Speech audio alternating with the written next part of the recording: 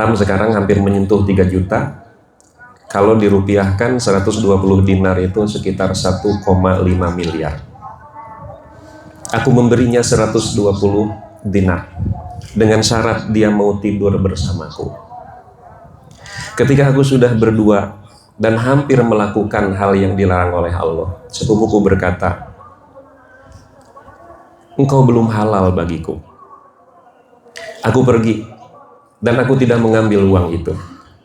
Ya Allah, inilah amalku yang terbaik. Selamatkanlah kami. Bergeser batu itu.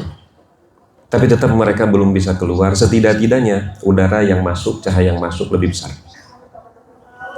Kemudian orang ketiga berkata, saya memiliki satu proyek. Kemudian saya mengupah beberapa orang. Tiba-tiba di siang hari ada seseorang yang datang minta dipekerjakan. Aku kerjakan. Aku kasih orang itu kerja, tetapi dengan syarat honornya separuh dari yang lain. Karena yang lain mulai kerja dari pagi hari, sementara orang ini dari mulai siang hari. Ketika selesai, ternyata orang ini tidak mau mengambil honornya. Entah kecewa atau apapun, akhirnya dia pergi. Dan honor yang orang itu miliki yang tidak diambil itu, aku golangkan. Sehingga jadi sapi, jadi unta, jadi kambing, dan bisa membeli beberapa hamba sahaya. Suatu saat orang itu datang, kemudian berkata, ya Abdullah, wahai hamba Allah, berikan hakku. Lalu aku berkata, lihatlah sapi itu, lihatlah unta itu, lihatlah kambing itu, dan hamba saya itu semua milikmu. Orang itu berkata, wahai Abdullah, jangan kau mempermainkanku. Tidak, aku tidak mempermainkanmu. Kemudian dia menjelaskan bahwa uang honor yang ditinggalkannya itu dia golangkan sehingga bisa membeli sapi, bisa membeli unta, kambing, dan hamba sahaya. Ambillah, ini semua milikmu. Dan orang itu mengambil semuanya, tidak menyisakan walaupun seekor. Ya Allah, inilah amalku yang terbaik, maka selamatkanlah kami. Akhirnya pintu gua itu terbuka, batu bergeser, dan mereka bisa selamat dan melanjutkan perjalanan. Nah hadirin waktu iman, dari peristiwa ini yang seperti dongeng, tetapi kita yakin kebenarannya karena tercatat di dalam 2 kitab sahih, Al-Bukhari dan Muslim, yang menyampaikannya adalah As-Shadiqul Masduq, Rasulullah Shallallahu Alaihi Wasallam yang tidak pernah berbohong. Ada beberapa pelajaran dari peristiwa ini. Salah satunya adalah berbakti mengabdi kepada orang tua bisa menyelamatkan bukan hanya di akhirat tetapi di dunia pun. Kita terkadang dalam menghadapi hidup ini mengalami satu peristiwa, menghadapi permasalahan yang sangat membingungkan. Pandangan menjadi gelap, napas menjadi sesak, seolah-olah kita terjebak di dalam gua seperti 3 orang tadi. Kepada siapa kita mesti mengeluh dan dengan apa kita mesti mengadu? Maka peristiwa ini menjadi pelajaran kepada kita. Silahkan bertawasul kepada Allah dengan menyetorkan amal soleh terbaik. Juga hadis ini menjadi dalil bahwa diperbolehkan kita bertawasul dengan amal soleh. Nah hadirin wa iman, tentu sangat berbahagia bagi kita semua yang sampai saat ini masih memiliki kedua orang tua atau setidak-tidaknya salah satunya. Saya sendiri, ibu sudah tidak ada, bapak sudah tidak ada, bapak mertua sudah tidak ada. Dulu kalau mau berangkat, membimbing haji, membimbing umroh, kita datang ke orang tua, mak, doakannya. Sekarang mak nggak bisa. Dan jasa seseorang itu umumnya baru akan terasa setelah mereka tidak ada. Ketika orang tua kita ada, memberi nasihat, kadang-kadang kita pikiran kemana saja. Setelah orang tua kita tidak ada, baru terasa. Mungkin bagi bapak-bapak, jasa istri sekarang tidak begitu terasa karena masih ada. Setelah tidak ada, baru akan terasa. Demikian pula sebaliknya. Nah hadirin wa iman, kemudian tidak ada orang yang jasanya paling besar kepada kita, kecuali ibu dan bapak kita. Dan apabila kita melihat secara proporsional, ibu itu lebih berat. Oleh karenanya Nabi menyatakan, apabila kamu mau berbuat baik, berbuat baiklah kepada ibumu, lalu kepada ibumu, dan kepada bapakmu. Kenapa demikian? Karena seorang ibu itu bisa melakukan 3 hal yang tidak bisa dilakukan oleh seorang ayah. Ibu itu mengandung, melahirkan, dan menyusui. Dengan tidak mengurangi, dengan tidak mengecilkan jasa ayah, tetapi jasa ibu itu sangat besar. Tetapi ada satu hal yang sangat aneh. Tapi kenapa ketika seorang anak lahir, nisbah bimnya itu kepada bapak, tidak kepada ibu? Padahal yang paling berjasa itu adalah seorang ibu. Nah, hadirin waktu iman, oleh karenanya kita wajib mengabdi berbakti kepada kedua orang tua. Tetapi kita wajib mengabdi kepada ibu dan bapak bukan karena mereka telah melahirkan, mengandung, menyusui, dan berjasa. Bukan karena itu. Tapi karena semata-mata Allah memerintahkan kepada kita. Wa qada rabbuka alla ta'budu illa iyyah wa bil walidaini ihsana. Dan Allah telah mewajibkan, janganlah kalian menyembah kecuali kepada Allah, wabil walidaini ihsana, dan hendaklah kalian berbuat baik kepada kedua orang tua kalian. Hadirin waktu iman, taat kepada orang tua itu menjadi kunci kebahagiaan dunia, demikian pula di akhirat. Sebagai ilustrasi saja, mohon maaf saya tidak bermaksud untuk iklan. Ada seorang pemilik restoran, punya anak 9, semuanya disekolahkan, dikuliahkan, kecuali ada satu perempuan. Mahaji bilang kepada anak yang perempuan itu, namanya Uun, maneh matong kuliahnya, bantuan emak di dapur masak. Bu Uun itu bilang, abdi teh cenah ustad asa di anak terekeun, dulur emak dikuliahkeun, abdi manteu sina mantuan emak di dapur. Qadarullah Pak, ilmu masaknya sekarang turun semua ke beliau. Dan beliau punya 3 restoran. Setiap keponakannya yang mau buka restoran itu mesti berguru kepada dia.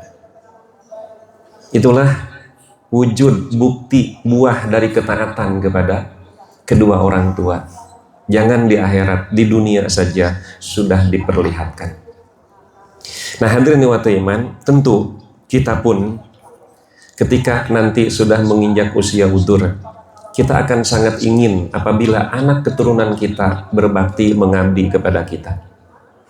Akan tetapi, bagaimana sikap kita kepada kedua orang tua kita sekarang, itulah sikap anak-anak kita yang akan diterima oleh kita. Ada satu cerita yang sangat populer. Di satu keluarga hidup 3 generasi, kakek, ayah, dan anak. Si kakek ini sudah sangat tua, mohon maaf, bibirnya sudah mulai sulit mengatup, sehingga dia tidak bisa mengendalikan, mohon maaf, air liurnya, seringkali menetes. Kemudian tangannya pun sudah tremor, Pak, liliniun saluran Sunda mah. Sehingga kalau memegang sesuatu itu seringkali jatuh. Ketika tiba waktu makan, si ayah dan si anak dan keluarga ini ngumpul di meja makan. Ternyata si kakek ini makannya itu terpisah di dapur. Piringnya pun tidak seperti piring-piring yang lain. Si kakek ini diberi piringnya itu yang terbuat dari seng, cangkirnya seng. Lalu si anak bertanya kepada bapaknya, ayah, kenapa kakek itu makannya terpisah dengan kita? Dan kenapa piringnya pun berbeda dengan kita? Dengan berbagai macam alasan, si ayah itu bilang begini, kakek itu kan daya genggamnya sudah mulai kurang. Kalau diberi piring seperti kita, nanti bisa pecah. Yang kedua, kakek itu kan sudah tidak bisa mengatupkan mulutnya. seringkali keluar air liurnya, nanti bisa mengganggu selera makan kita. Nah hadirin waktu iman, berlalu beberapa tahun seperti itu, meninggal dunialah si kakek ini. Si anaknya, si ayah ini membungkus piring dan cangkirnya itu dengan kantong kresek. Anaknya, si cucunya bilang, "Pak, mau dikemanakan piring dan gelas itu, cangkir itu? Ya mau dibuang, kan kakeknya juga sudah meninggal dunia." "Jangan, Pak." "Kenapa jangan?" "Buat nanti kalau Bapak sudah tua, Bapak silakan pakai piring dan cangkir itu." Itulah gambaran sederhana. Kalau kita ingin anak kita berbakti kepada kita, maka hendaklah kita memberi keteladanan berbakti kepada kedua orang tua kita. Karena anak itu, sekalipun mereka sulit menerima nasihat, tetapi mereka adalah peniru terbaik. Hadirin wa iman, kemudian berbakti kepada kedua orang tua ini bisa menjadi salah satu penyebab diijabahnya doa. Masih dalam hadis Bukhari Muslim, kita mengenal kisah seorang tabi'in dari Yaman, namanya Uwais Al-Qarni. Uwais Al-Qarni itu doanya sangat diijabah. Kenapa? Karena dia sangat berbakti kepada orang tua. Nabi Shallallahu Alaihi Wasallam walaupun tidak pernah berjumpa dengan Uwais, tetapi beliau mendapatkan informasi. Nabi bersabda kepada Umar salah satunya, "Jika nanti kalian berhaji, carilah orang yang bernama Uwais Al-Qarni. Jika kalian berjumpa, mintalah didoakan kepada dia." Qadarullah Umar bertemu dan minta didoakan kepada Uwais sebagaimana yang diperintahkan oleh Nabi. Nah hadirin wa iman, yang terakhir, dalam hadis yang diriwayatkan oleh Ibnu Majah dan Abu Dawud, tiba-tiba Nabi bersabda, "Amin, amin, amin." Sahabat merasa kaget. "Kenapa ya Rasulullah? Engkau tiba-tiba mengucapkan amin, amin, amin. Ya Allah, kabulkanlah, kabulkanlah, kabulkanlah." Kata Nabi, "Barusan malaikat Jibril datang kepadaku, kemudian berkata, Rogima anfu imri'in, sangat rugi apabila seseorang mengalami hidup pada bulan Ramadan, tapi setelah selesai Ramadan tidak ada satupun dosa yang diampuni oleh Allah. Sangat rugi orang itu." Maka Nabi menyatakan amin, betul, betul. Kemudian yang kedua, sangat rugi seseorang apabila dia memiliki kedua orang tua atau salah satunya, tetapi ketuaan orang tuanya itu tidak menjadi penyebab terbukanya pintu surga. Memang hadirin wa iman, tantangannya sangat berat, makanya pahalanya juga surga. Mohon maaf ya, kalau kita punya anak masih kecil, puntennya ngacai, lucu katingalina, aya aki-aki ngacai mapan. Nah gitu ya. Kemudian kita punya anak lagi makan, tiba-tiba anak itu buang air besar. Kita dengan ikhlas mengurus, membersihkan. Tetapi jarang sekali ketika orang tua sudah mengalami hal seperti itu. Nah hadirin wa iman, oleh karenanya sekali lagi, bagi yang memiliki orang tua yang masih hidup, manfaatkan seoptimal mungkin. Tapi bagaimana kalau orang tua sudah meninggal dunia? Masih ada cara. Nabi ditanya, "Ya Rasulullah, ibu bapakku sudah meninggal dunia, masihkah ada cara bagiku untuk mengabdi berbakti kepada mereka?" Kata Nabi, ada. Salatkan jenazahnya. Yang kedua, doakan. Setiap selesai sholat, kita memohon kepada Allah, Rabbighfirli wali walidayya warhamhuma kama rabbayani shaghira. Yang ketiga, tunaikan janjinya yang belum sempat terlaksana karena keburu wafat, keburu meninggal dunia. Mohon maaf Pak, kemarin saya mengisi pengajian di Sumedang. Itu ada masjid namanya Masjid Cahyati. Saya tanya DKM, ini kenapa dinamai Masjid Cahyati? Ini sebenarnya nama seorang ibu. Anaknya kebetulan sukses berbisnis. Sebelum meninggal ibunya bilang, "Emak hayang nyeun masjid." Tapi keburu wafat lah.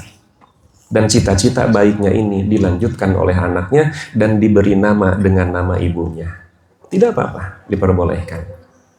Nah kemudian sambungkan silaturahmi kepada orang yang dulu orang tuamu bersilaturahmi dengan orang tersebut. Dan yang kelima, lanjutkan kebiasaan baik. Itulah cara berbakti mengabdi kepada kedua orang tua setelah meninggal dunia.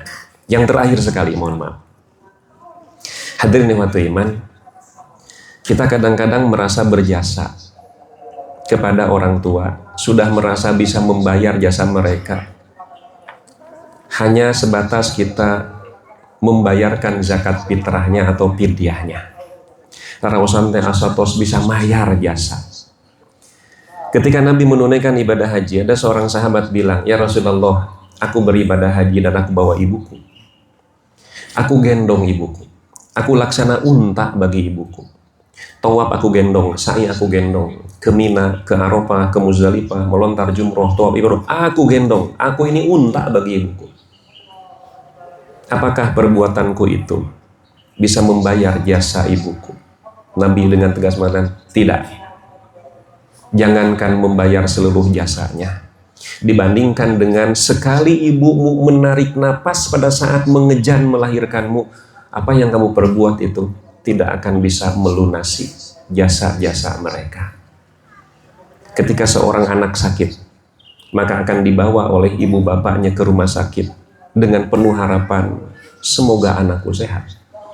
Tetapi ketika orang tua sakit, dibawa juga oleh anaknya ke rumah sakit, tapi yang terpikir apa? Iraha si bapak mawat. Itulah balasan kadang-kadang dari anak kepada kedua orang tua.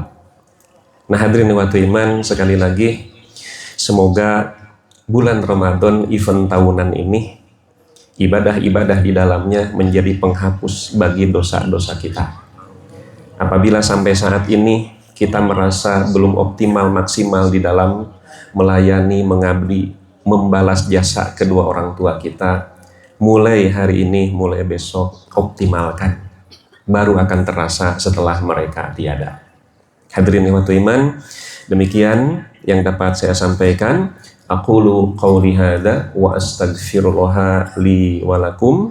Rabbana atina fid dunya hasanah wa fil akhirati hasanah wa qina adzabannar wa taqabbalallahu minna wa minkum. Wassalamualaikum warahmatullahi wabarakatuh.